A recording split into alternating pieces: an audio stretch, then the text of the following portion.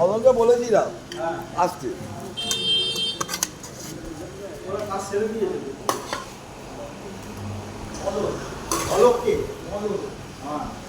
মোটামুটি সব শেষের দিকে চলে এসছে।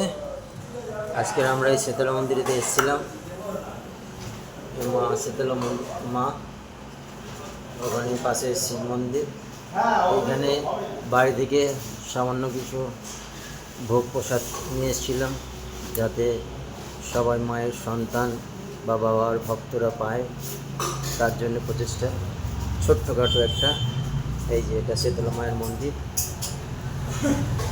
আগে দেখালাম। তো সবাই খেয়ে খুব ভালো বললো, মোটামুটি শেষের দিকে এসছে। যাই হোক, সবাই ভালো থাকুন, সুস্থ থাকুন।